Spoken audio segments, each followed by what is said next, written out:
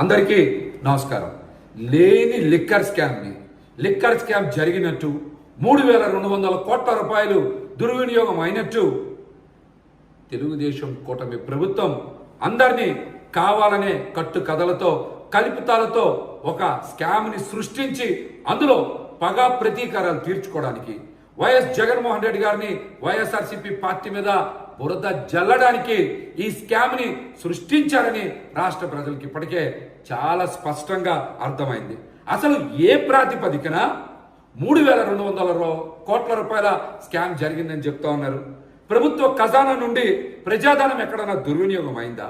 నిబంధనలకు విరుద్ధంగా ఎవరికైనా డబ్బు దోచిపెట్టారా? లేకపోతే లంచాలు ఆశించి ప్రైవేటు వ్యక్తులకి ప్రభుత్వ వనరులు కానీ లేకపోతే కాంట్రాక్టులు కానీ ఏమన్నా కట్టబెట్టారా? ప్రభుత్వ ఆదాయానికి గంటికొచ్చారా? ఇవేమీ జరగనప్పుడు అసలు స్కామ్ జరిగిందని ఎలా చెప్పగలరు? జగన్మోహన్ రెడ్డి గారు అధికారంలో ఉండగా ఒక్క డిస్టిలరీకైనా అనుమతి ఇచ్చారా? సమాధానం చెప్పాలి. 43,000 బెల్ట్ షాపుల్ని జగన్మోహన్ రెడ్డి గారు రద్దు చేసిన మాట నిజం కాదా?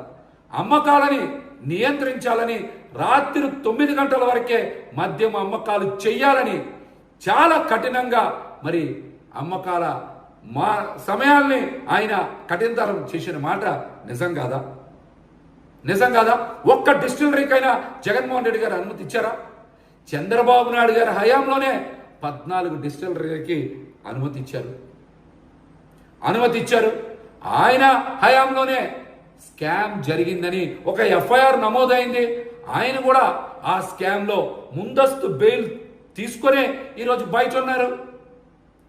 చంద్రబాబు నాయుడు గారి హయాంలో మద్యం అమ్మకాలు టార్గెట్ దాటి అమ్మకాలు చేస్తే బార్లు కానీ వైన్ షాపులు కానీ ఒక ప్రివిలేజ్ ట్యాక్స్ని గవర్నమెంట్ కట్టాలి.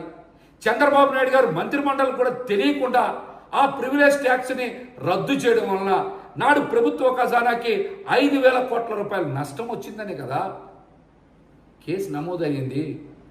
5,000 కోట్ల రూపాయల నష్టం వాటిల్లిందనే కదా మీరు కూడా ఎఫ్ఐఆర్ నమోదైన తర్వాత ముందస్తు బెయిల్ తీసుకొని బయటకు వచ్చారు. ఈ రోజున ఈ విషయాలని దాచిపెట్టి లేని స్కామ్ జరిగినట్టు 3,200 కోట్ల రూపాయలు ఏదో నష్టం వాటిల్లినట్టు సంబంధం లేని వ్యక్తుల్ని అసలు లేని కేసుని ఏదో అందరూ ఉన్నట్టుగా అందులో కావాలని అరెస్టులు చేసి కక్షపూరిత రాజకీయాలకి రాష్ట్రంలో తెరలేపారని ఇప్పటికే ప్రజలకి చాలా స్పష్టంగా అర్థమైంది. ఒక్క అభివృద్ధి కార్యక్రమం చేయలేకపోతా ఉన్నారు, సంక్షేమ పథకాలు ఇవ్వలేకపోతా ఉన్నారు, అభివృద్ధి కార్యక్రమాలు చేపట్టలేకపోతా ఉన్నారు, పాలనలో పూర్తిగా వైఫల్యం చెందారు.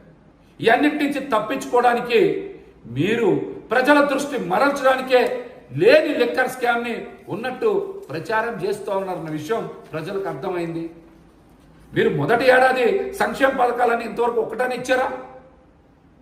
ఒక్కటైనా సంక్షేమ పథకం పూర్తి స్థాయిలో అమలు చేశారా? ఉద్యోగాలు ఉపాధి కల్పన ఎక్కడైనా చేశారా? పెట్టుబడులు తెచ్చారా? అన్ని వైఫల్యాలు ఉన్నాయి. వైఫల్యాల ఊబిలో కూరుకుపోయి ఈ రోజున మీరు వాటి నుంచి తప్పించుకోవడానికి ప్రజల దృష్టిని మరల్చడానికి లేని లిక్కర్ స్కామ్ని సృష్టించారు.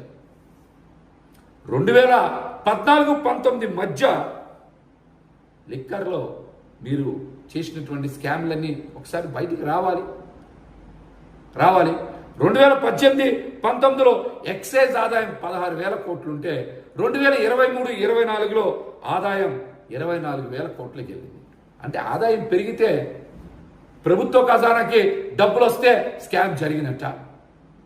2018-19లో 16,000 కోట్లే కదా ఆదాయం ఉంది, అంతకన్నా తగ్గాలి కదా స్కామ్ జరిగితే. కానీ 2023-24లో 24,000 కోట్ల రూపాయల ఆదాయం వచ్చింది. మరి ఆదాయం పెరిగితే స్కామ్ ఎలా జరుగుతుంది చెప్పండి? మీ హయాంలో 2018-19లో 6 లక్షల లిక్కర్ కానీ బీర్ కేసెస్ కానీ అమ్మకం జరిగితే 2023-24లో కేవలం 4,44,00,000 మద్యం బీర్ అమ్మకాలు జరిగినాయి, కేసుల అమ్మకాలు జరిగినాయి. అంటే జగన్మోహన్ రెడ్డి గారి హయాంలో 1/3 వంతు అమ్మకాలు తగ్గాయి. రేట్లు పెంచడం వల్ల కదా ఆదాయం పెరిగింది. ఇది అందరికీ తెలుసు. రేట్లు పెంచడం వలన ప్రజలు మద్యం తీసుకోవడానికి దూరం అవుతారనేటువంటి ఒక గొప్ప ఉద్దేశంతో ఆ పని జగన్మోహన్ రెడ్డి గారు చేశారని పదే పదే చెప్పారు. మీ హయాంలో విచ్చలవిడిగా బెల్ట్ షాపులు, ఎక్కడ పడితే అక్కడ అమ్మకాలు, ప్రివిలేజ్ ఫీజును కూడా మీరు రద్దు చేసి స్కామ్ చేసినటువంటి మీరు ఈ రోజున జగన్మోహన్ రెడ్డి గారి మీదో వైసీపీ పార్టీ మీదో బురద జల్లేటువంటి ప్రయత్నం చేస్తూ ఉన్నారు.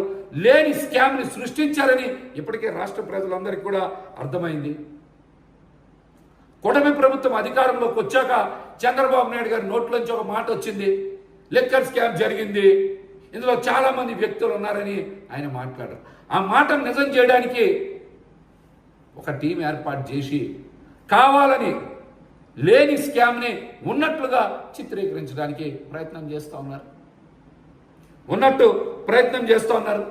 చంద్రబాబు నాయుడు గారు ఈ రోజున ప్రజల్ని బాగా తాగించమని ఎక్సైజ్ శాఖతో రివ్యూ చేసిన మాట నిజం కాదా? ఆదాయాన్ని ఎలాగైనా సరే ఈ ఏడాది 38,000 కోట్లకి తీసుకెళ్లాలని చెప్పిన మాట నిజం కాదా? ఎక్సైజ్ శాఖ మీద ఆదాయం 14.8% నుంచి 17.5% ఎలాగన్నా పెంచాలని టార్గెట్లు పెట్టిన మాట నిజం కాదా? మద్యాన్నే ప్రధాన ఆదాయ వనరుగా చేసుకొని కూటమి ప్రభుత్వం కానీ చంద్రబాబు నాయుడు గారు కానీ పాలన సాగించట్లేదా? ప్రజలు బాగా తాగించండి, రోడ్ల మీద పడేలా చేయండి, ప్రభుత్వ ఖజానా నింపండి అని ఎక్సైజ్ అధికారుల రివ్యూ మీటింగ్లో చంద్రబాబు నాయుడు గారు మీరు చెప్పారా, చెప్పలేదా? చెప్పండి. మీరు అధికారంలోకి రావంగానే మళ్ళీ రాష్ట్రం మొత్తం ఇష్టానుసారంగా బెల్ట్ షాపులు తెలుసుకోలేదా? వేల పాలా లేకుండా ఇష్టానుసారం అమ్మకాలు చేయట్లేదా?